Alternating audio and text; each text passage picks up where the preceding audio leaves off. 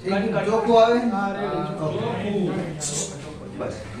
હવે ખૂબ જ અગત્યના દાખલા આપણે ચેપ્ટર નંબર 12 ની અંદર જ્યાં પહોંચ્યા હતા લાસ્ટ ટાઈમ આપણે તમને ડાયરેક્ટ હેતુલક્ષી વિધેય આપી દીધું હોય, પછી જે તમને અસમતાઓ હતી એટલે આપણે મર્યાદાઓ કહેતા હતા, શરતો કહેતા હતા, એ તમને આપી દીધી હોય ડાયરેક્ટ તમે આલેખ દોરતા હતા। હવે તમારે કેવા પ્રકારના પ્રશ્નો આવે છે અને આવો જ પૂછાશે, ડાયરેક્ટ તમને અસમતાઓ અને હેતુલક્ષી વિધેય આપી નહીં દે, બરોબર। 3 માર્ક ની અંદર દાખલો પૂછાય છે જે તમને બધાને ખ્યાલ છે। હવે ઈ દાખલા કઈ રીતે પૂછાય તો કે તમને કઈક સમસ્યા આપી હોય, જો અહીંયા પેલા તમે વાત કરો તો 3 પ્રકારની સમસ્યા આપી કે ઉત્પાદનને લગતી સમસ્યા, બરોબર, એટલે કઈક ઉત્પાદન કરવાનું હોય, હવે આટલી વસ્તુમાં દવા આટલી છાંટવી ને વધારે છાંટો તો ઓલાને નુકસાની થાય ને એ પ્રકારની તમને સમસ્યાઓ આપશે। આપણે દાખલા ગણશું એટલે તમને વધારે પડતો ખ્યાલ આવશે। ત્યાર પછી બીજું આહાર સંબંધી સમસ્યાઓ છે।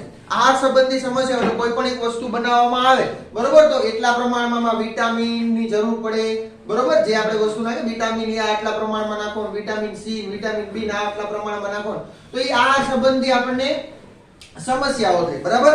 અને ત્યાર પછી પરિવહનને લગતી ખૂબ જ અગત્યનું કંઈક અલગ જ પ્રકારે પરિવહનને લગતી આપણે છેલ્લે દાખલા આ સ્વાધ્યાયની અંદર એક પણ દાખલો તમને પરિવહનને લગતો આપ્યો નથી। ઈ જ્યારે તમને છેલ્લે પ્રક્રિયાનું ઉદાહરણ આપેલું છે ને પ્રક્રિયા સ્વાધ્યાયની અંદર 2 દાખલા જે પરિવહનને લગતી સમસ્યાના આપેલ છે, બરાબર। અને એક છે ફાળવણીને લગતી કે અમુક વસ્તુ તમારે અમુક વસ્તુ ફાળવવાની હોય, બરોબર, તો એ પ્રકારની જે સમસ્યાઓ છે આપણે દાખલા ગણશું એટલે તમને આવડશે।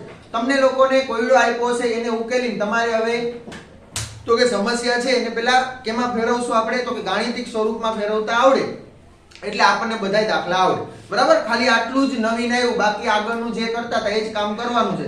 તો માત્ર ને માત્ર આપણે અત્યારે તમને ગાણિતિક રીતે કઈ રીતે ફેરવવું એ આપણે શીખશું, બાકી આલેખ દોરતા અને ક્યારે તમને જ્યારે અસીમિત પ્રદેશ આપ્યો હોય તમે લોકોએ જોયું હશે, બરોબર, કે જ્યારે અસીમિત મને પ્રદેશ આવે ત્યારે તમારે જો ન્યૂનતમ કીધું હોય તો લેસ ધેન સ્મોલ m લઈ અને હેતુલક્ષી વિધેયનો આલેખ દોરવાનો હોય છે, અને ત્યાર પછી જો તમને મહત્તમ કીધું હોય તો ગ્રેટર ધેન જે મહત્તમ કિંમત મળી એને લઈ અને તમારે આલેખ દોરવાનો હોય છે। જો કોઈ બિંદુ સામાન્ય ન આવે તો તમારી મહત્તમ કે ન્યૂનતમ કિંમત હોય એ જ થઈ જાય।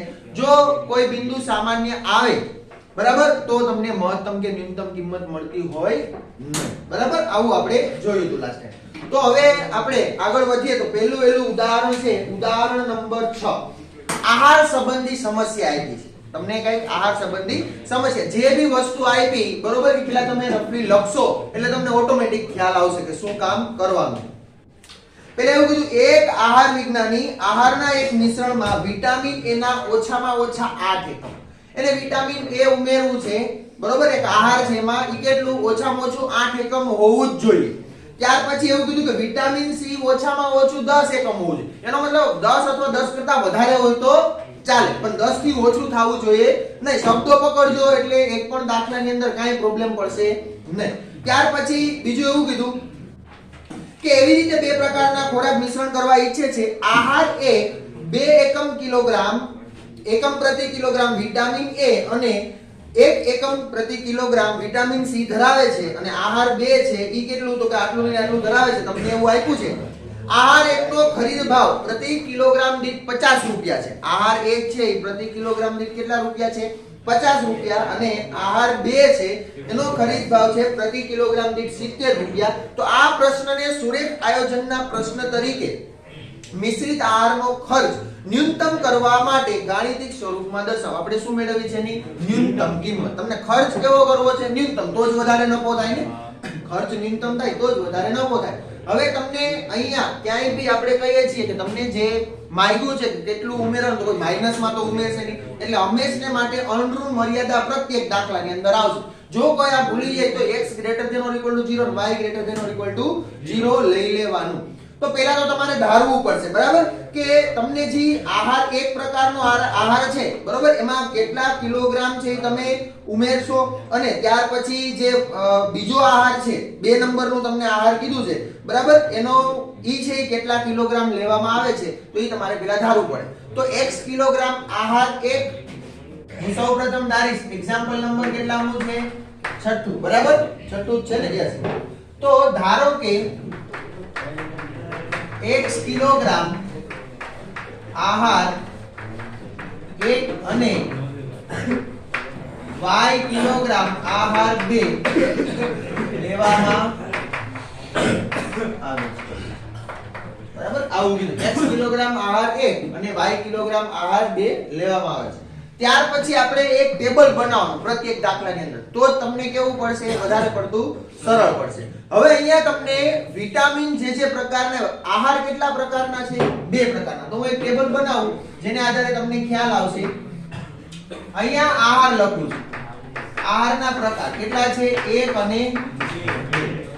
બરાબર, 2 પ્રકારના આહાર છે. હવે એની તમારે શું શું ઉમેરવાનું છે? એક તો વિટામિન A અને બીજું કયું વિટામિન ઉમેરવાનું છે? Vitamin C.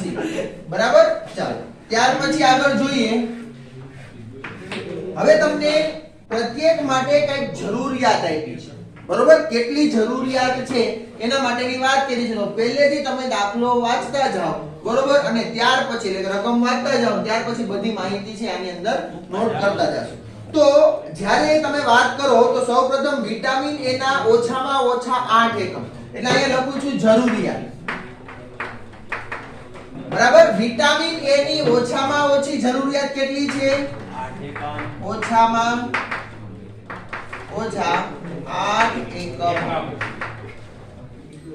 ત્યાર પછી નેક્સ્ટ આગળ જોઈએ તો વિટામિન C ઓછામાં ઓછા કેટલા એકમ?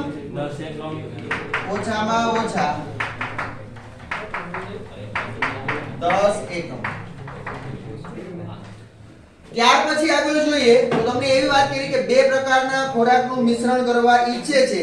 આહાર 1 છે 2 કિલોગ્રામ 2 એકમ પ્રતિ કિલોગ્રામ દીઠ વિટામિન A. વિટામિન A કેટલા? 2 એકમ. અને ત્યાર પછી 1 એકમ પ્રતિ kilogram vitamin C. Vitamin C આહાર 1 કેટલું? હવે ઘણા અહીંયા 1 અને 2 તમે અહીંયા આહારના પ્રકાર અહીંયા લ્યો તોય ચાલે, તો અહીંયા વિટામિન લખવું પડે, અહીંયા જરૂરિયાત લખો કે કયા આહારને કેટલી જરૂરિયાત છે. ત્યાર પછી નેક્સ્ટ આગળ જોઈએ તો એને એવું કીધું કે આહાર 2 માટે 1 એકમ છે એ વિટામિન A અને કેટલા એકમ વિટામિન C? 2 એકમ વિટામિન C ની જરૂરિયાત છે. બરાબર, હવે તમને આગળ જે માહિતી આપી છે, હવે તો તમને પ્રતિ કિલોગ્રામ દીઠ તમને ભાવ આપ્યો છે, તો એ તમારું શું થશે? હેતુલક્ષી વિધેય. કે આહાર 1 નો ભાવ કેટલો છે? પ્રતિ કિલોગ્રામ દીઠ ભાવ, ખરીદ ભાવ છે 50 રૂપિયા, તો આપણે એને ખર્ચ કહેશું. બરાબર, કેટલા રૂપિયા છે? આહાર 1 નો 50 રૂપિયા અને આહાર 2 નો કેટલો આપ્યો છે? 70 રૂપિયા. હવે ત્યાર પછી તમારે જે તમને કિંમત આપી છે એ કઈ મેળવવાની છે? ન્યૂનતમ ખર્ચ મેળવવો છે ને. તમને જે વાત કરી છે પ્રશ્નની અંદર એ તમારે અહીં લખી નાખવાનું. શું લખવાનું? ન્યૂનતમ ખર્ચ બરાબર આટલું કામ પહેલા કરવાનું. અમુકમાં તમને જોશો તમને ટેબલ ના બને તો તમને જે માહિતી આપી છે એ માહિતી તમારે રફલી લખતું જવાનું અને ત્યાર પછી તમારે આગળ વધતું જવાનું, એટલે તમને અસમતાઓ મળી જાય. હવે આને આધારે અસમતા કઈ રીતે મેળવવી? પહેલા તો તમારે હંમેશને માટે x પહેલા તો હેતુલક્ષી વિધેય લખી લેવાનું. બરાબર, હેતુલક્ષી વિધેય શું થશે? z બરાબર, હવે તમે જોશો તમારે કેના માટે તો કે ન્યૂનતમ ખર્ચ કરવો છે એના માટે હેતુલક્ષી વિધેય બનાવવાનું છે. તો કયું થશે? 50x plus 70y. શું કામે આવું? તો કે 50 રૂપિયા પ્રતિ કિલોગ્રામ ના છે, તો જો x કિલોગ્રામ આહાર 1 લઉં, બરોબર, અહીં લખવું હોય તો લખી નાખો, તો એનો ખર્ચ કેટલો? વત્તા 70 રૂપિયા છે એ આહાર 2 નો પ્રતિ કિલોગ્રામ દીઠ ખર્ચ છે, તો એ 1 નો આટલો 1 કિલોગ્રામ નો. બરોબર, તો અહીંયા તમે જે y કિલોગ્રામ લ્યો છો એનો કેટલો? અને 2 નો ગુણાકાર આવે કે નહીં? બરોબર, એને આધારે મેં આ હેતુલક્ષી વિધેય બનાવ્યું. ત્યાર પછી શું બનાવવાની હોય? તો કે આપણે અસમતાઓ બનાવીએ છીએ. બરાબર, અસમતાની અંદર એટલે કે એને આપણે મર્યાદાઓ કહીએ છીએ. શું કહીએ છીએ? મર્યાદાઓ અથવા તો શરતો તમે કહી શકો. પહેલી શરત હંમેશને માટે આવશે x greater than or equal to 0, y greater than or equal to 0. શું કામે? કોઈથી તમે જે બી સપોઝ કે આ એક એકમનો ખોરાક છે x કિલોગ્રામ લ્યો, એટલે 1 કિલોગ્રામ 2 કિલોગ્રામ તમે એમ વાત કરશો, ક્યારેય પણ તમારે ઋણ સંખ્યામાં કિલોગ્રામ આવે નહીં, આપણને ખ્યાલ છે. એટલા માટે x ની કિંમત હંમેશા માટે greater than or equal to 0 અને y હંમેશા માટે કેવો આવશે? Greater than or equal to 0. તો ત્યાર પછી બીજો વિટામિન એ ની તમને જે શરતો આપી છે બરોબર, એ શરતનો આધારે તમને વિટામિન એ શું કીધું, ઓછામાં ઓછા કેટલા એકમ, 8 એકમ. તો અહીંયા આપણે વિટામિન એ માટેનું ખોરાક એકમાં કેટલા એકમ, તો શું બનશે 2x y. હવે ઓછામાં ઓછો શબ્દ આવ્યો એટલે એટલું અથવા એના કરતા વધારે હોવું જોઈએ. તો શું આવે, greater than or equal to. કેટલા એકમ છે, 8 એકમ. બરાબર, ખ્યાલ આવી ગયો બધાને. ત્યાર પછી વિટામિન સી માટેની માહિતી આપી છે.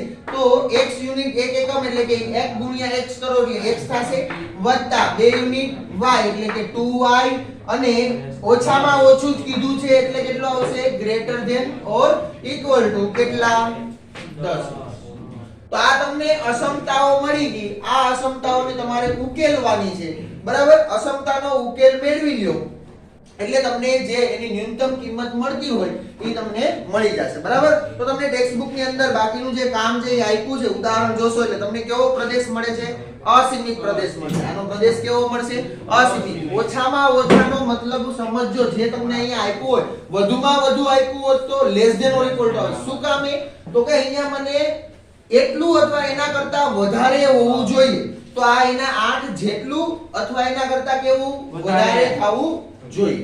બરાબર, એટલે ઓછામાં ઓછાનો મતલબ છે એ આપણે ખાસ કરી અને વ્યવસ્થિત સમજો કે તમને જે માહિતી આપી છે ઓછામાં ઓછું છે, વધુમાં વધુ છે. ઓકે, ચાલો. તો આને આધારે તમે આલેખ દોરતા તો તમને આવડે છે, અસમતાઓ આપેલી છે, અસમતાઓને આધારે આલેખ દોરતા આવડે છે, હેતુલક્ષી વિધેય આપ્યું છે. તમને આનો આલેખ દોરી લો એટલે x greater than or equal to 0, y greater than or equal to 0, અને આ બીજી બે અસમતા, આનો આલેખ દોરશો તમને કેવો મળશે, અસીમિત પ્રદેશ મળશે. જેની જે ન્યૂનતમ કિંમત મળી એ ન્યૂનતમ કિંમતને આધારે તમારે હજુ ડાયરેક્ટ તમને ન્યૂનતમ મળશે નહીં, કારણ કે પ્રદેશ કેવો છે, અસીમિત. તો તમને જે હેતુલક્ષી વિધેય આપ્યું છે 50x 70y લેસ ધેન જે ન્યૂનતમ કિંમત છે એ તમારે લે અને એનો અગેન આલેખ દોરવાનો હોય છે. આલેખ ની અંદર તમે દર્શાવો. બરોબર, તો આ રેખા કેવી આવશે, તૂટક રેખા આવશે. આપણે કીધું હતું, કારણ કે કેવી આની ઇનઇક્વાલિટી છે, કેવી અસમતા છે, ચુસ્ત અસમતા છે. બરાબર, તો ચુસ્ત અસમતા હોય ત્યારે આપણે કેવી, તો કે તૂટક રેખા આવે. બરોબર, પણ અહીંયા આપણને કેવી મિશ્ર અસમતા છે તો કેવી રીતે આવશે, ઘાટી રીતે. એટલે અહીંયાનો મતલબ એવો કે રેખા પરના બિંદુઓનું સમાધાન કરતું નથી. બરોબર, ભલે એકાદું બિંદુ રેખા પર આવી જતું હોય તો એ બિંદુ છે એ તમારી અસમતાનું સમાધાન કરતું હોય એવું કહેવાય નહીં. બરાબર છે, તો આ ખાસ કરી અને આનો તમે આલેખ દોરશો, તમને સારી રીતે આવડે છે. હવે આનો આલેખ દોરશો એટલે તમે શું, તમને મળશે. બરાબર, ન્યૂનતમ કે જો પ્રદેશ સામાન્ય આવતો હોય, બરોબર, કોઈ એક બિંદુ સામાન્ય, એક બિંદુ સામાન્ય મળીએ તો તમે કહી દેશો ઉકેલ મળે નહીં. પણ જો તમને એક પણ બિંદુ સામાન્ય ન મળે, બરોબર, તો તમે શું કહી શકો, જે આપેલ જે તમને ઉકેલનો પ્રદેશ છે, જે ન્યૂનતમ કિંમત મળી હોય એ જ તમારો શું થાય, ઉકેલ થશે. તો આ રીતે તમે ઉદાહરણ નંબર 6 છે એ આપણે અહીંયા પૂર્ણ કર્યું. ત્યાર પછી આગળ જોઈએ તો ઉદાહરણ નંબર 7. બરાબર, આગળનું કામ તમારે લોકોએ ગણવાનું છે. તમને આલેખ સારી રીતે હવે દોરતા આવડતા હશે. ત્યાર પછી ઉદાહરણ નંબર 7 ની અંદર તમને એવું કીધું કે ફાળવણીની સમસ્યા. બરોબર, ફાળવણીની સમસ્યા છે એ કઈ રીતે વર્ક કરે છે, તો ખેડૂતોને એક સહકારી મંડળી પાસે x અને y એમ બે પ્રકારના પાક ઉગાડવાના છે. એક ખેડૂતની જે સહકારી મંડળી હોય ને, એ સહકારી મંડળીમાં x અને y એમ બે પ્રકારના પાક ઉગાડવા માટે ટોટલ જમીન એની પાસે છે 50 હેક્ટર. એટલે કે x અને y બંને પ્રકારનો પાક ઉગાડવા માટે એટલે એનાથી વધારે જમીનનો એ ઉપયોગ કરી શકશે નહીં, કા એના જેટલી અથવા એનાથી ઓછી જમીનનો ઉપયોગ કરી અને એ પાક ઉગાડી શકશે. તો પહેલી તમને કન્ડિશન મળી ગઈ. બરોબર, પહેલી અસમતા મળશે કે કુલ જમીન એની પાસે પાક ઉગાડવા માટે કેટલી છે, 50 હેક્ટર જ છે. બરોબર, તો અહીંયા હું માહિતી લખતો જાઉં એટલે તમને કુલ જમીન કેટલી છે, 50 હેક્ટર. બરાબર, રફલી માહિતી અત્યારે સૌપ્રથમ લખી એટલે તમને ખ્યાલ આવે. કુલ જમીન કેટલી છે, 50 હેક્ટર. અને પાક x અને y થી હેક્ટર દીઠ આશરે અનુક્રમે એને 10,500 અને 9,000 નો નફો મળે છે. એને હેક્ટર દીઠ નફો આપી દીધો કેટલો, તો કે 10,500 નો. બરોબર, અને એટલે કે x પાક ઉગાડે તો એને 10,500 નો, y પાક ઉગાડે તો 9,000 નો નફો મળે છે. હેક્ટર દીઠ આપ્યું છે. નીંદણને નિયંત્રણમાં રાખવા માટે પાક X માટે હેક્ટર દીઠ 20 લીટર અને પાક Y માટે હેક્ટર દીઠ એને કેટલા તો કે 10 લીટર વનસ્પતિ નાશક પ્રવાહી ઉમેરવું પડે છે. આપણે દવા છાંટીએ ને બરાબર, એ દવા છે એને છાંટવી પડે છે. તો ત્યાર પછી આગળની માહિતી છે એ ખાસ વાંચવી. એને એવું કીધું કે આ જમીનની ગટર વ્યવસ્થાનો નિકાલ એક તળાવમાં કરવામાં આવે છે, તેથી માછલી અને જંગલી જીવોના રક્ષણ માટે આ વનસ્પતિ નાશક પ્રવાહી 800 લીટર થી વધુ વાપરી શકાશે. તો ખાસ કરી અને તમને જે માહિતી આપી એ માહિતી આપણે લખશું. અને છેલ્લે પ્રશ્ન એવો કીધો કે મંડળીનો કુલ નફો મહત્તમ થાય તે માટે પાક માટે કેટલી જમીન છે એ ફાળવવામાં આવે છે. બરોબર, તો ધારો કે પાક X માટે X હેક્ટર અને પાક Y માટે Y હેક્ટર જમીન ફાળવવામાં આવે છે. બરાબર, તો X જે પાક ઉગાડવો છે એના માટે મેં X હેક્ટર અને Y પ્રકારનો પાક ઉગાડવો છે એના માટે Y હેક્ટર જમીન ફાળવી દીધી. પહેલા તો તમને હેતુલક્ષી વિધેય લખતા આવડવું જોઈએ, તો હેતુલક્ષી વિધેય લખીશું. હેતુલક્ષી વિધેય z બરાબર શું થશે, તમને જો મહત્તમ નફો આપ્યો છે પાક X માટેનો, બરોબર, તો પાક X માટેનો મહત્તમ નફો કેટલો છે હેક્ટર દીઠ, તો કે 10500. બરોબર, 10500 એક હેક્ટર નો છે તો x હેક્ટર નો કેટલો થાય 10500 ગુણ્યા x. બરાબર, તો અહીંયા x ઉમેરશું પ્લસ બીજી વાત કેવી છે કે તમને ઓકે y થી હેક્ટર દીઠ નફો કેટલો મળે છે 9000 રૂપિયા. તો 1 હેક્ટર નો 9000 રૂપિયા છે તો y હેક્ટર નો થાય 9000 ગુણ્યા y. તો તમને આ હેતુલક્ષી વિધેય મળી ગયું. ત્યાર પછી હું લખીશ મર્યાદાઓ. મર્યાદાઓ કઈ રીતે લખશું આપણે? સૌપ્રથમ તમને આપ્યું છે પહેલી જ માહિતી આપી છે કે કુલ જમીન એની પાસે કેટલી છે 50 હેક્ટર. એનો મતલબ કે જમીન છે કાઈ 50 હેક્ટર નો યુઝ કરી શકે અથવા તો એનાથી ઓછાનો યુઝ કરી શકે. શું આવશે x y. પહેલા તો આપણે ખાસ કરી અને x greater than or equal to 0 y greater than or equal to 0 ભૂલવાનું નહીં, કારણ કે તમે જમીન લ્યો તો કે માઈનસ માં જમીન લેવાની નથી. બરોબર, આમાં ઘણા ઉઠિયાણ હોય તો એ જમીન હોય એની ઓછી કરે છે માઈનસ માં બરાબર. તો x greater than or equal to 0 અને y greater than તો જમીન તમે જે ફાળવવામાં આવે છે ત્યારે ઋણ હશે નહીં. હાય ઘરે બેઠી. ત્યાર પછી આગળ જોઈએ. હવે તમને જે માહિતી આપી છે એવું કીધું કે કુલ જમીન એટલે x હેક્ટર x પાક માટે y પાક માટે જે y હેક્ટર જમીન લીધી છે ઈ 50 અથવા 50 કરતા કેવી યુઝ કરવાની છે ઓછી. તો less than or equal to કેટલા આવશે 50. કુલ જમીન 50 છે હેક્ટર, તો કા એનો 50 હેક્ટર નો યુઝ કરી શકું અથવા તો મારે એનાથી કેવી ઓછી જમીનનો યુઝ કરવો પડે. ત્યાર પછી બીજી માહિતી આપી છે એ તમને એવું કીધું કે નીંદણને નિયંત્રણમાં રાખવા માટે, બરાબર, નીંદણને નિયંત્રણમાં રાખવા માટે પાક X માટે હેક્ટર દીઠ 20 લીટર. પાક X માટે હેક્ટર દીઠ કેટલા 20 લીટર. અને ત્યાર પછી એવું કીધું કે પાક Y માટે હેક્ટર દીઠ 10 લીટર છે, બરોબર, એની જરૂરિયાત પડે છે. પરંતુ એની એક કન્ડિશન આપી કે જે માછલી અને અન્ય જે વન્ય જે બીજા પ્રાણીઓ છે એને નુકસાન ન થાય એટલા માટે એના સંરક્ષણ માટે 800 લીટર થી વધુનો યુઝ કરી શકે નહીં. એટલે શું આવશે less than or equal to 800. કા 800 લીટર થાય અથવા તો એના કરતા કેવું થવું જોઈએ ઓછું થવું જોઈએ. હવે અહીંથી તમે મીંડું જાશે બધાયમાંથી, બરાબર, એટલે તમને મળશે 2x y less than or equal to 80. તમને આ ત્રણ અસમતાઓ મળી. આ ત્રણે ત્રણ અસમતાઓ તમારે શું મેળવવાનું છે અહીંયા મહત્તમ નફો, બરાબર, એટલે તમારે આલેખ દોરી અને ત્યાર પછી એની મહત્તમ કિંમત મેળવવાની થાય. બરાબર છે, તો તમને ત્રણે ત્રણ જે અસમતાઓ છે એને આલેખમાં દોરતા આવડશે અને ત્યાર પછી જો સીમિત આલેખ મળે તો કઈ પ્રોબ્લેમ જ ન હોય. તમને શિરોબિંદુઓ લેતા આવડશે, બહિર્મુખ બહુકોણના જે બિંદુઓ આવતા હોય તમારે શિરોબિંદુઓ તમે એને લ્યો છો, બરાબર. તો શિરોબિંદુ લઈ અને તમારા આગળનો આલેખ છે એ દોરવાનો રહે, બરાબર. તો ચાલો એક્ઝામ્પલ નંબર 7 આટલું લખી લ્યો અને ત્યાર પછી આપણે ઉદાહરણ નંબર 8 જોઈએ અને સ્વાધ્યાયના દાખલા એના પછી જોઈએ.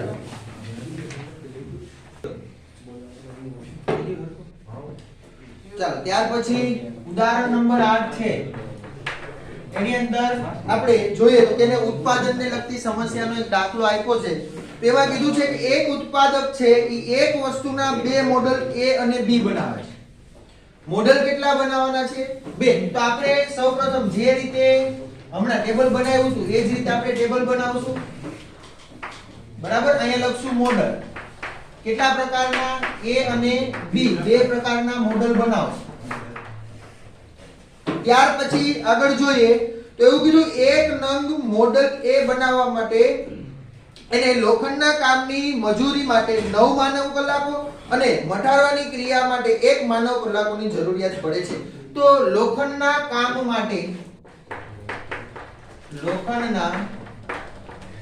માટે અને બીજી કેના માટે? તો કે મઠારવા માટે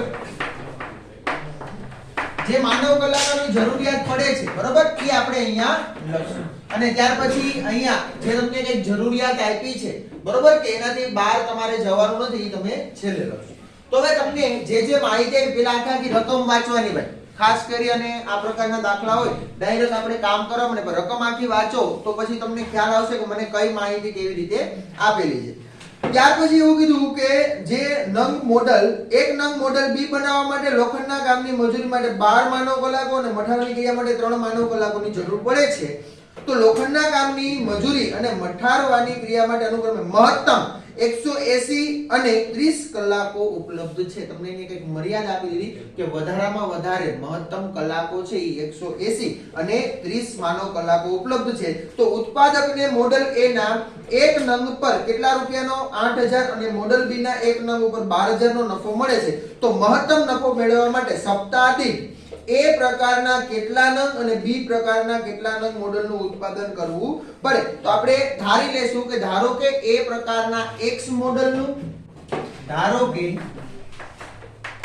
A પ્રકારના X મોડલ અને B પ્રકારના Y મોડલનું ઉત્પાદન થાય છે. બરાબર, આપણે X પ્રકારના કેટલા મોડલ? A પ્રકારના X મોડલ અને B પ્રકારના છે Y મોડલ છે એનું ઉત્પાદન થાય છે, આવું આપણે ધારી લઈશું. હવે તમને જે માહિતી આપી એ આપણે ટેબલમાં લખીએ ત્યાર પછીની અસમતાઓ બનાવી કેવી પડી જશે? સહેલી પડી જાય. બરાબર, તો મને એવું કીધું એ પહેલા તો મોડલ A એક નંગનો ભાવ આપ્યો છે, આપણે X મોડલ બનાવવા છે, બરોબર, તો એના માટે ઈ જે ગુણાકારમાં X લેવું પડે એ તમને વાત કરી. એ જ રીતે અહીંયા કીધું કે એ બનાવવા લોખંડના કામની મજૂરી માટે 9 માનવ કલાકો. લોખંડના કામ માટે કેટલી માનવ કલાકો? 9 માનવ કલાકો. અને ત્યાર પછી એવું કીધું છે કે મઠારવાની ક્રિયા માટે 1 માનવ કલાક. મઠારવાની ક્રિયા માટે કેટલી? 1 માનવ કલાકની જરૂરિયાત પડે છે. એ જ રીતે B ની વાત કરીએ તો તમને લોખંડના કામની મજૂરી માટે 12 અને મઠારવા માટે 3. તો આ રીતે ટેબલ બન્યું. અને ત્યાર પછી જે એક લોખંડના કામની મઠારવાની ક્રિયા માટે અનુક્રમે મહત્તમ 180 અને ત્યાર પછી શું કીધું? 30 માનવ કલાકો. ચલો તો મહત્તમ કલાકો વધારામાં વધારે કલાકો કેટલી આપી? અહીંયા 180 કલાક. અને ત્યાર પછી 30 આપી. લોખંડના કામ માટે કેટલી આપી? લોખંડના કામ માટે 180 અને મઠારવાની ક્રિયા માટે 30. મઠારવાની ક્રિયા માટે કેટલી કલાક આપી છે? 30 માનવ કલાક આપેલી છે. પહેલી જે કલાક આપી તમે વાંચશો એટલે તમને ખ્યાલ આવશે કે લોખંડના કામ માટે 180 માનવ કલાક અને મઠારવા માટે કુલ કેટલી? 30 કલાક છે. વધારેમાં વધારે એની પાસે છે, એના કરતા વધારે એનો યુઝ કરી શકે નહીં. બરાબર, ત્યાર પછી આગળ જોઈએ તો હવે તમને હેતુલક્ષી વિધેય મળશે આને આધારે. બરાબર, શું કીધું? તો કે મોડલ A ના એક નંગ પર 8000 રૂપિયા. બરાબર, તો હું હેતુલક્ષી વિધેય અહીંયા તો તમે નફો કીધું ને, મહત્તમ તમારે શું મેળવવો છે? નફો. A મોડલ પર એક ઉપર કેટલા રૂપિયા? 8000 રૂપિયા. કેટલા રૂપિયા? 8000 રૂપિયા. અને B મોડલમાં એક નંગનો કેટલો નફો?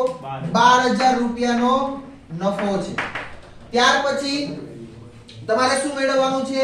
મહત્તમ નફો. આ રીતે ટેબલ બની જાય પછી આપણે આગળ કામ કરીએ એટલે આપણને કેવું પડશે? સરળ પડશે. માટે હવે શું લખશું? પહેલા હેતુલક્ષી વિધેય. છેલ્લે લખો તોય ચાલો. હેતુલક્ષી વિધેય. હું પેલા લખીશ હેતુલક્ષી વિધેય z બરાબર શું આપ્યું 8000 રૂપિયા જોડે એક નંગ નો તો એવા કેટલા નંગ લે છે અહીંયા x અને અહીંયા y તો x નંગ નો કેટલો થાય 8000 ગુણ્યા x વત્તા અહીંયા b માટે કેટલા એક નંગ નો 12000 તો y નંગ ઉત્પાદન કરે તો એનો નફો કેટલો થાય 12000 ગુણ્યા y જેટલો થશે ત્યાર પછી આપણે એની આગળ જોઈએ તો હવે તમે શું લ્યો છો એની મર્યાદાઓ પહેલા તો અણઋણ મર્યાદા ફરજિયાત હોય x > 0 y > 0 એટલે x અને y છે એ તમને જે કેટલા પ્રકારના x પ્રકારના મોડેલ છે કેટલા લ્યો છો કેટલા નંગ બરોબર તે હંમેશા કેવું હોય ધન જ હશે ત્યાર પછી આગળ જોઈએ તો હવે તમને અસમતાઓની વાત કરી લોખંડના કામ માટે a અને b બરોબર એની મહત્તમ કલાકો મને આપી દીધી છે 180 તો માટે પહેલી મને મર્યાદા મળશે 9x 12y <= 180 શું કામ <= તો કે એની પાસે મહત્તમ કલાક 180 છે બરોબર અથવા તો 180 નો કલાકનો યુઝ કરી શકાય અથવા તો એના કરતા ઓછી કલાકમાં એને કામ પૂર્ણ કરવું પડે તો મને આ એક અસમતા મળી ત્યાર પછી બીજી અસમતા મળશે એ કઈ મળશે x 3y <= 30 મને આ અસમતાઓ મળી આ અસમતાઓનો મારે ખાલી શું દોરવાનું આલેખ દોરવું આલેખમાંથી મને કેવી શું મેળવવાનું કોઈ છે મહત્તમ નફો તો મહત્તમ કિંમત તમે જ્યારે ટેબલ બનાવો છો છેલ્લે શિરોબિંદુઓ લખો છો z ને સંગત મૂલ્ય લખો છો મેળવો છો હવે z ને સંગત જે મૂલ્ય આવે એ તમારો મહત્તમ નફો થાય અને જે બિંદુ આગળથી મળે એનો મતલબ x અને y બિંદુ મળ્યા તો એ મોડેલનું એ પ્રકારના મોડેલનું એટલા નંગ ઉત્પાદન કરશે અને b પ્રકારના એટલા નંગ ઉત્પાદન કરે y જે આપ્યું હોય બરાબર તો તમને મહત્તમ નફો છે જે મળ્યો હોય એટલો મહત્તમ નફો થાય આવું આપણે જોઈ ગયા હતા તો એ જ રીતે તમારે આગળનો દાખલો છે પૂર્ણ કરવાનો થાય એકદમ સરળ રીતે તમે ખાલી આલેખ દોરતા શીખી જાઓ બરોબર આલેખ દોરતા આવડે એટલે આગળનું આટલું કામ આવડે એટલે તમને આ દાખલો આવડે 3 માર્ક ની અંદર ખૂબ જ અગત્યના દાખલા છે ત્યાર પછી સ્વાધ્યાય 12.2 ની અંદર સ્વાધ્યાય કેટલામો આવે છે 12.2 બરાબર પહેલો દાખલો અત્યારે આપણે ગણશું ત્યાર પછીના જે બધા દાખલા છે બરોબર તમને કેટલા દાખલા કુલ આપ્યા છે 10 એ 10 દાખલા છે 11મો દાખલો હું ગણાવીશ 10 એ 10 દાખલા તમારે અત્યારે જ કરવાના છે ખાલી માત્ર ને માત્ર તમારે અત્યારે મને મેળવીને આપવાનું શું એક ટેબલ બનાવશો એટલે મને હેતુલક્ષી વિધેય અને મર્યાદા અત્યારે તમારે બધાય મેળવીને આપવાની છે 10 એ 10 દાખલા બરાબર પહેલા દાખલાની હું મેળવી દઉં છું બાકીના 9 એ 9 ની તમે મેળવશો અને 11મું જે MCQ છે એ તમને કરાવીશ બરાબર હવે જોઈએ તો પહેલાની અંદર શું કીધું રેસમાં જેને કઈ ખબર ન પડે ને અત્યારે હું અહીંયા છું બરોબર એ આપણે જે દાખલાની અંદર જે માહિતીમાં તમને ના ખબર પડે એ તમને માહિતી હું શીખડાવીશ બરાબર બાકીના બધા દાખલા છે અત્યારે જ આપણે ગણશું આજે આ સ્વાધ્યાય કમ્પ્લીટ થઈ ગઈ રેસમાં પહેલો દાખલો કીધો છે રેસમાં જેના વિટામિન A ના ઓછામાં ઓછા 8 એકમ બે પ્રકારના વિટામિન છે વિટામિન A અને વિટામિન B એના ઓછામાં ઓછા કેટલા એકમ 11 એકમ હોય તેવી રીતે P અને Q એમ બે પ્રકારના ખોરાકને મિશ્રણ કરવા માંગે છે તો આહાર સંબંધી તમને છે એ કઈ શું આપ્યું છે દાખલો આપ્યો છે બરાબર તો આહારને લગતી સમસ્યા આપી આહારને લગતી સમસ્યાની અંદર પહેલા તમને બે પ્રકાર P અને Q એમ બે પ્રકારના ખોરાકને મિશ્રણ કરવાના છે તમે આ જ રીતે ટેબલ બનાવો અહીંયા લ્યો P અહીંયા શું લેશો Q બરાબર ત્યાર પછી બે પ્રકારના વિટામિનની વાત કરી છે બરાબર કયું વિટામિન તો અહીંયા લખશો વિટામિન A બીજું લખશો વિટામિન B બે પ્રકારના વિટામિન ઉમેરવાના છે હવે તમને ઓછામાં ઓછા 8 એકમ એની જરૂરિયાત આપી દીધી આપણે લખતા હતા ને તો વિટામિન A ની જરૂરિયાત કેટલી છે ઓછામાં ઓછી અહીંયા લખશો વિટામિન B ની ઓછામાં ઓછી જરૂરિયાત છે અહીંયા લખશો બરાબર તમને સમજાવું છું અત્યારે જ આપણે કામ કરવાનું છે એટલા માટે ત્યાર પછી એવું કીધું કે ખોરાક P ની કિંમત પ્રતિ કિલોગ્રામ દીઠ 60 રૂપિયા એટલે તમે જે નીચે જતા હતા એ પ્રતિ કિલોગ્રામ દીઠ કિંમત તમે લખતા હતા 60 રૂપિયા અને ખોરાક B ની Q ની પ્રતિ કિલોગ્રામ દીઠ કિંમત તમને આપી છે 30 રૂપિયા બરાબર તો અહીંયા તમે લખશો 80 રૂપિયા છે આની કેટલી લખશો 80 રૂપિયા ત્યાર પછી ખોરાક P પ્રતિ કિલોગ્રામ દીઠ 3 એકમ વિટામિન A અને 5 એકમ વિટામિન B 3 એકમ વિટામિન A 5 એકમ વિટામિન B ત્યાર પછી એ જ કામ આગળ જોઈએ તો જ્યારે તમને ખોરાક છે એ Q પ્રકારનો છે ત્યારે તમને માહિતી આપી કે 4 એકમ વિટામિન A વિટામિન A કેટલું 4 એકમ જો અહીંયા બોલું છું ત્યાં જ આપણે કિંમત મૂકશું બરાબર 4 એકમ વિટામિન A અને કેટલા એકમ વિટામિન B તો કે 2 એકમ વિટામિન B ધરાવે છે તો આ મિશ્રણની ન્યૂનતમ કિંમત શોધો અને મહત્તમ નફો લઈ લો ને ન્યૂનતમ કિંમત શોધો બરાબર તમારે પહેલા ધારવું પડશે કે કેટલા એકમ તમે x એકમ જે વિટામિન A ઉમેરશો બરાબર, અને y એકમ વિટામિન B તમારે જે ઉમેરવાનો છે એ ઓછામાં ઓછી તમને એની કન્ડિશન આપી છે. નફો કેવો, સોરી અહીંયા તમને જે ખર્ચ છે બરોબર એ તમારે કેવો કરવો છે, ન્યૂનતમ. જે ખોરાક બને એના માટે ખર્ચ કેવો થવો જોઈએ, ન્યૂનતમ. તો જ તમને નફો કેવો મળે, મહત્તમ મળે એની વાત થાય. તો આપણે એ દાખલો છે એ અત્યારે ગણશું. તો હવે તમે 1 થી લઈ અને સૌપ્રથમ આપણે ટર્ન બાય ટર્ન 10 10 દાખલા ગણીએ અને ત્યાર પછી 11મો MCQ છે એ આપણે જોશું બરાબર. ચાલો પેલા લખી લેશો, ત્યાર પછી બધા દાખલા બધા માટેની જે તમને અસમતાઓ છે બરોબર, મર્યાદાઓ અને હેતુલક્ષી વિધેય છે એ બધા દાખલાની આપણે મેળવશું. જો બીજા દાખલાની અંદર તમે ખાસ તમને જે કેક વાળો દાખલો છે એની અંદર જોશો તમને ખ્યાલ આવશે. શું કીધું, એક પ્રકારની કેક બનાવવા માટે 200 ગ્રામ લોટ. પેલા શું આપ્યું છે, લોટની વાત કરી, 200 ગ્રામ લોટ અને 25 ગ્રામ મલાઈની જરૂર પડે છે. અહીંયા હું લોટ લખીશ, મલાઈ લખીશ. ઘણા લોકોએ અહીંયા ઉપર લોટ અને મલાઈ લખે તો કાઈ વાંધો નથી ભાઈ બરોબર. તો એ પ્રકારે માહિતી લખવાની. આપણને જે માહિતી આપી છે એને આપણે વ્યવસ્થિત રીતે દેખાય એ રીતના આપણે માહિતી ટેબલમાં કેવું પડે, એ સરળ પડે એટલા માટે આપણે એ રીતે માહિતી લખીએ છીએ. હવે કીધું બીજા પ્રકારની કેક બનાવવા માટે 100 ગ્રામ લોટ. એટલે કે જો અહીંયા તમને બે પ્રકારની કેકની વાત કરી છે બરાબર. કેટલા પ્રકારની, બે પ્રકારની. એટલે કે એ પ્રકારની કેક અહીંયા એક પ્રકાર લખો અને બીજું છે એ કેટલા, અહીં લખશો કેકના પ્રકાર. કેકના પ્રકાર, આ એક પ્રકારની કેક અને આ બીજા પ્રકારની કેક. આ રીતે તમને માહિતી બધી આપી દીધી છે. તો હું જોઈશ તો મને 200 ગ્રામ લોટ આપ્યો. આ કેટલા ગ્રામ, 200 ગ્રામ બરોબર, જીએમ લખાય ને ગ્રામ. અને ત્યાર પછી 25 ગ્રામ મલાઈ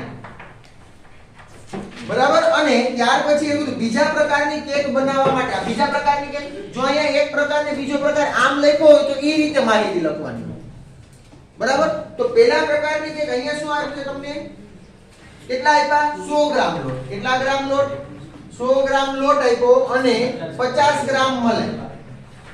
ત્યાર પછી માહિતી આપી દો, વાંચો તમને ખ્યાલ આવે કે 5 કિલોગ્રામ લોટ અને 1 કિલોગ્રામ મલાઈથી તમને ટોટલ જથ્થો આપી દીધો કેટલો છે એની પાસે.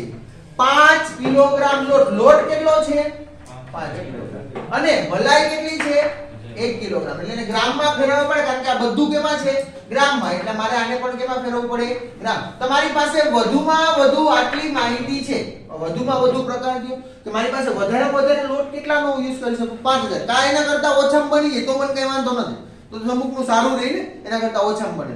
તો વધુમાં વધુ આવે તો આપણે કીધું કે બે વસ્તુ યાદ રાખી લ્યો હંમેશા માટે. વધુમાં વધુ આવે તો શું આવે, less than or equal to, ને ઓછામાં ઓછું હોય તો greater than or equal to. એનો મતલબ એવો થાય છે કા એના જેટલું અથવા એના કરતા વધારે.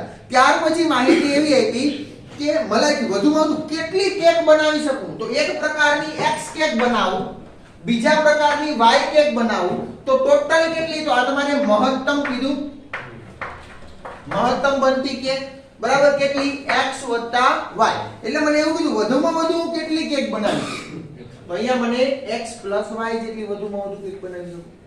ખબર પડે છે. તો આની તમારે કઈ કિંમત મેળવવાની, મહત્તમ કિંમત.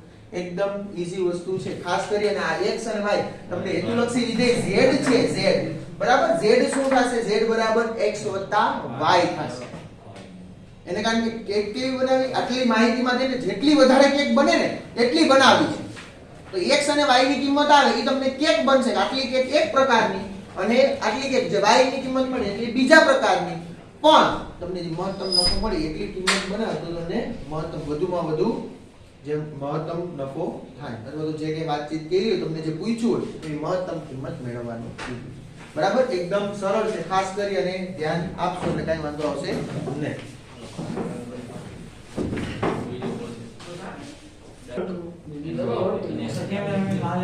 જો દાખલા નંબર 8 માં બધાને પ્રોબ્લેમ પડે બરાબર ને, જોઈ લો. 8મા દાખલાની અંદર મને એવું કીધું કે એક વેપારી મેજ પર રાખી શકાય તેવા ડેસ્કટોપ મોડલ બરોબર, જે મેજ ઉપર રાખવાનું હોય એને ડેસ્કટોપ મોડલ કહે છે. અને બીજું કીધું કે જેને ફેરવી શકાય તેવા સુવાહી એટલે કે પોર્ટેબલ મોડલ, એમ બે પ્રકારના મોડલ છે એના કોમ્પ્યુટરનું વેચાણ કરવા માંગે છે બરોબર. એક છે લેપટોપ અને બીજો આપણે પીસી કહીએ છીએ. આ બે પ્રકારના જે કોમ્પ્યુટર છે એનું વેચાણ કરવા માંગે. તો આપણે સૌપ્રથમ આગળ આગળ પેલા જોઈ લે, રકમ વાંચી લે એટલે ખાસ ખ્યાલ આવે. હવે એવું કીધું તેમની કિંમત અનુક્રમે, હવે એની કિંમત આપી દીધી. એકની 25,000 રૂપિયા. કોની? પેલી વાત કરી છે, કોની વાત કરી હતી? ડેસ્કટોપની. અને બીજું છે તમને જે પોર્ટેબલ, એની કિંમત આપી 40,000 રૂપિયા. બરાબર? તેનો અંદાજ એવો છે કે જે કોમ્પ્યુટરની માસિક માંગ 250 નંગથી વધશે નહીં. બરાબર? એટલે માસિક માંગ કેટલી આપી? એની 250 નંગથી વધે નહીં, એના કરતા ઓછી રહેવી જોઈએ. એટલે એના કરતા વધારે નંગ વેચાશે નહીં, તો વધુમાં વધુ 250 નંગ વેચાશે. બે થઈ. જો સમજજો ખાસ.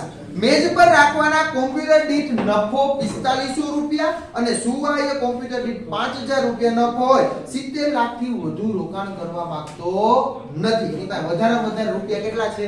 70 લાખ. બરોબર?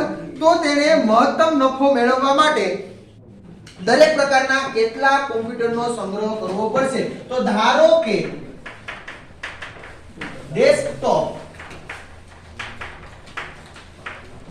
X નંગ અને પોર્ટેબલ કેટલા? y નંગ. હવે મારું શું y અને આવું તેવું ને એવું ન લખવું પડે એટલા માટે મેં આવું લખ્યું. બરોબર? એ કઈક અલગ અટપટું નામ આપ્યું. જો પેલું મેજ પર રાખી શકાય. બરોબર? હવે જો તમે જોશો તમારી પાસે બે પ્રકારના, હવે તમે ગમે એ રીતે ટેબલ બનાવો ચાલે ભાઈ. બરોબર? આપણે માહિતી પ્રોપર લખાવી જોઈએ. પેલું કઈ આપ્યું છે? ડેસ્કટોપ. અને બીજા પ્રકારનું કોમ્પ્યુટર કયું છે? તો કે પોર્ટેબલ. આ મને બે પ્રકારના કોમ્પ્યુટર છે. બરાબર? એની માહિતી જોજો. પેલી માહિતીમાં મને એને એવું કીધું કે તેમની કિંમત અનુક્રમે 25,000 રૂપિયા અને 40,000 રૂપિયા છે. તો અહીંયા હું લખીશ કિંમત. કિંમત કેના? પ્રતિ એકની કિંમત, એક નંગની કિંમત કેટલા? 25,000 રૂપિયા અને 40,000. આવું કીધું મને. હવે ખાસ આગળ માહિતી છે એ તમે વ્યવસ્થિત રીતે સમજજો એટલે કોઈ પ્રોબ્લેમ નહીં પડે. ત્યાર પછી બીજી માહિતી મને એવી આપી છે કે તેમની કોમ્પ્યુટરની માસિક માંગ. બરોબર? તો અહીં લખું છું માસિક. આની x હોય, આની y હોય, 250 એટલે વધુમાં વધુ કેટલા? વધુમાં વધુ 250 નંગ. આ x નંગ વેચાય, આ y નંગ વેચાય, તો વધુમાં વધુ તો જ એના 250 નંગ એટલે less than or equal to 250 થશે. તમને અસમતા લખતા શીખડાવ. અને x અને y શું કામ લીધે તમને ખબર પડી ગઈ હશે. એને એવું કીધું કે માસિક માંગ છે ને ઈ આની આપણે ધાર્યા હતા કેટલા? x નંગ અને y નંગ. તો બેયની માસિક માંગ એટલે વધુમાં વધુ ઈ આટલા જ નંગ વેચી શકે. તો ઈ પહેલા પ્રકારના x અને બીજા પ્રકારના y વેચે તો જ વધુમાં વધુ 250 થશે. ત્યાર પછી હવે તમને જે માહિતી આપી આગળ ઈ જો શું કીધું કે મેજ પર રાખવાના કોમ્પ્યુટર દીઠ નફો 4500 રૂપિયા. તો હું ત્રીજી માહિતી લખીશ નફો. આનો કેટલો છે? 4500 રૂપિયા. અને બીજામાં મને નફો કેટલો આપ્યો છે? 5000 રૂપિયા.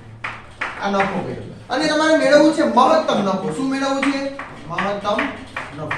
હજુ એક માહિતી એની આપી છે કે તે 70 લાખથી વધુ રોકાણ કરી શકતો નથી. એનો મતલબ એવો કે આ X પ્રકારના લે, આ X ડેસ્કટોપ પ્રકારના 25,000 નું એક ને તેવા X નંગ લેશે, આ Y નંગ લેશે, તો એવો ટોટલ કેટલા એને વધુમાં વધુ અહીં લખજો, વધુમાં વધુ ખર્ચો કેટલાનો કરી શકે? 70 લાખનો.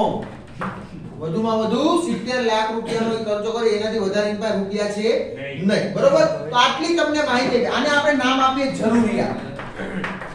બરાબર? આપણે ઉપર શું લખીએ? હવે આને આધારે તમારે પહેલા હેતુલક્ષી વિધેય મેળવવાનું. શું થશે હેતુલક્ષી વિધેય? હેતુલક્ષી વિધેય z બરાબર જે નફોની વાત કરી છે મહત્તમ. જે હેતુલક્ષી વિધેય લેશું તમારે જે વધારે વધારે જેની કિંમત જોઈએ છે તેની કિંમત જોઈએ, નફો મેળવવી છે એટલે 4500x. આને ડેસ્કટોપમાં x લખાય, પોર્ટેબલમાં y લખાય. તો 4500x વત્તા કેટલા આવશે? 5000 y.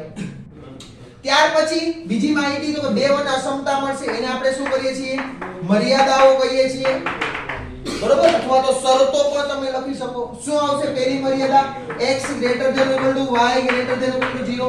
કારણ કે હંમેશા માટે યાદ રાખજો, તમને આવું વારે ઘડીએ કહું છું, આ ઘણાય લખતા નથી. લખવાનું ભાઈ એનોય માર્ક છે. કારણ કે અંડરૂણ મર્યાદા પહેલા લેવી જોઈએ જ. હંમેશા માટે યાદ રાખજો. અંડરૂણ મર્યાદા મેં લઈ લીધી. હવે જોવાનું બીજી અસમતાઓ કઈ બનશે? 25,000x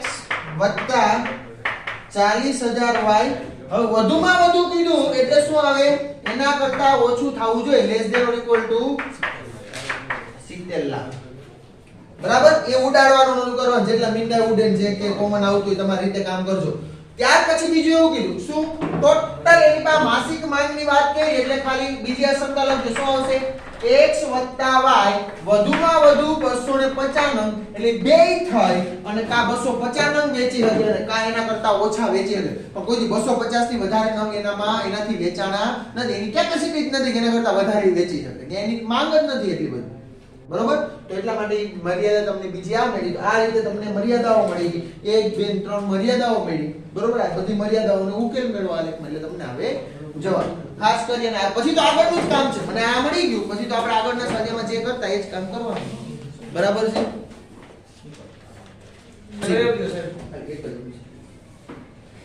મર્યાદાઓની 11મો દાખલો તમને જે આપ્યો છે એ આપણે જોઈએ બરોબર કેટલામો દાખલો દાખલા નંબર 11 માં ની અંદર મને એવું કીધું કે મર્યાદાઓની અસમતા જહાથી તમને આપી છે કાઈ થી રચાતા શક્ય ઉકેલના પ્રદેશના શિરોબિંદુ જો ખાસ કરીને ભૂલ શું નથી કરવાની તમને ખબર પડશે શક્ય ઉકેલના પ્રદેશના શિરોબિંદુઓ તમને ચારે ચાર આપ્યા પણ એને એવું કીધું ધારો કે z બરાબર તમને હેતુલક્ષી વિધેય આપ્યું z બરાબર px qy અને p અને q હંમેશા માટે શું કીધું ગ્રેટર ધેન અને ગ્રેટર ધેન 0 pq શું હશે ગ્રેટર ધેન 0 છે જો z ની મહત્તમ કિંમત કયા બે બિંદુ આગળ મળે છે મહત્તમ કિંમત કયા બે બિંદુ આગળ મળે છે એવું કીધું જો સ્પષ્ટપણે લોકોએ 3 4 અને 0 5 આગળ છે આગળ મળે છે એટલે બે બિંદુ આગળ એને મહત્તમ કિંમત મળે છે કઈ કઈ આગળ 3 4 અને 0 5 આગળ તો આ બંને આગળ મળતું હોય ને ત્યારે તમારે p અને q નો સંબંધ ભલે એને ચારે ચાર શિરોબિંદુ આપી દીધા જો મૂંઝવવા માટે જ આ વસ્તુ કરે ઘણા એ ચારે ચાર લેશે ને આ p 2q સંબંધ કેવું કે બીજો એક બે જે આવે છે જવાબ એના કરતા બીજો કોઈ સંબંધ એને આવશે નીતિક કરીને આવશે પણ તમને કયા બિંદુ પાસે મહત્તમ મળે છે ને એને આધારે તમારે શું મેળવવાનો છે મહત્તમ કે ન્યૂનતમ કિંમતનો જે સંબંધ તમને p અને q નો સંબંધ કીધો હજુ વારે ઘડી એટલા માટે આવું કહું કે ભૂલ કરો તો શબ્દ પૂરેપૂરો તમને જે ક્વેશ્ચન આપ્યો છે એ પૂરો વાંચવાનો કે મને કયા બિંદુ આગળની વાત કરી છે ઈ બે બિંદુ માટે જેનો મહત્તમ z મેળવવાનો તો મહત્તમ z માટે જો શું આવશે z બરાબર 3p 4q આ એક આ મળે આ મહત્તમ z ની કિંમત મેળવું છું અને બીજું કઈ આગળ મળે 0 5 માટે મળે તો શું આવશે બીજું z બરાબર અને કરીને લખો z બરાબર કેટલું મળે 5y ખબર પડે કારણ કે આ તો 0 થઈ ગયું હવે તમારે આ બે કિંમત કેના માટે z બરાબર જો ડાબા બરાબર હોય તો જબા શું થાય બરાબર થાય તો આમ તમને શું મળ્યું 3p 4q બરાબર અહીં q y ની જગ્યાએ તમે કિંમત મૂક્યા x y હોય ને અહીંયા q તો અહીં શું આવશે 5q તો આ 4q ની બદલે -q થશે તો 3p બરાબર q તો આવો તમને સંબંધ આપ્યો છે કે જોજો એટલે કે p બરાબર 3q સોરી q બરાબર 3p તો એ ડી ઓપ્શન આપેલો છે કે તમારો જવાબ થાય હવે ઘણા છે અહીંયા 505 ની જગ્યાએ 50 લઈ લો એનો મતલબ 50 લઈ લો તો 5p આવ્યા સમજો શું આવે 5p આવે હવે 5p આવે એનો મતલબ શું થયો તો અહીંયા 5p મૂકવાના છે આ 5p આવ્યા આ 3p એટલે કેટલા કે 2p 4q બરાબર 2p આવ્યું 4q બરાબર શું આવ્યું 2p જે 2 4 થાય તો p બરાબર 2q જો આવું આપ્યું છે એમાં જો આપ્યું ને તો ખાસ કરીને તમને જે માહિતી આપી છે ને પ્રોપર રીતે લખવી ભાઈ બરાબર તો મને કેના માટે વાત કરી છે અને કયા બે બિંદુ માટે મારે 16 MCQ કરવાનો બરાબર તો આજના લેક્ચરમાં આપણે આટલું રાખીએ છીએ નેક્સ્ટ ટાઈમ મળીએ એટલે આપણે પ્રતિનો ઉદાહરણ કાલે આપણે પ્રતિનો ઉદાહરણ કરશું બરોબર અને જે સમસ્યાઓના દાખલા આપ્યા છે અને પ્રતિનો સ્વાધ્યાય કરશું બીજું પરિવર્તનને લગતી સમસ્યાના દાખલા શક્ય હશે તો કાલે જ આપણે શીખી લેશું પરમ દિવસે નવું ચેપ્ટર